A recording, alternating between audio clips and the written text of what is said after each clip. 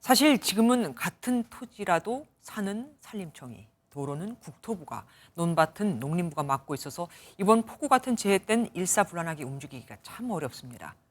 산으로 지정돼 있지 않아 산사태 예방 관리가 안 되고 있었는데 흙이슬리와 덮친 곳도 대부분이었고요.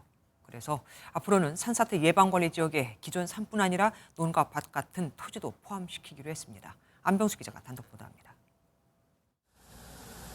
지난 15일 시간당 60mm 이상의 강우가 쏟아진 경북 영주시 풍기읍 삼가리는 마을 뒷산에서 밀려온 토사로 아수라장이 됐습니다.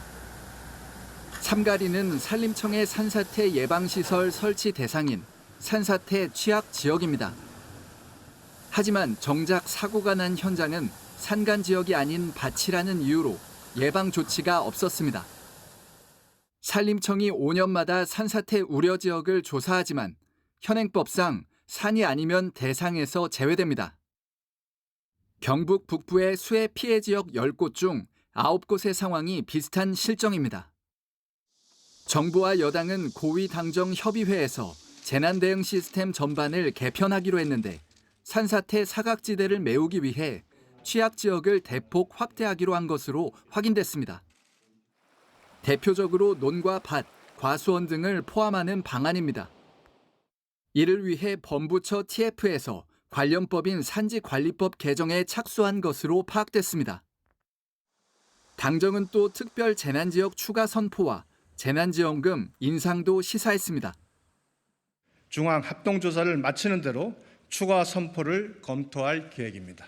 실질적인 피해 지원이 이루어지도록 지원금을 인상하기로 합의하였고, 당정은 여야 협의를 거쳐 수해 예방과 피해 복구 관련 법안들도 조속히 처리하겠다는 방침입니다.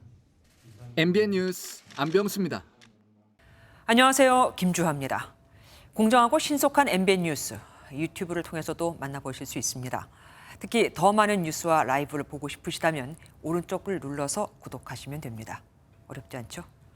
빠르고 정확한 뉴스로 계속 찾아뵙겠습니다. MBN 뉴스를 시청해주신 여러분 고맙습니다.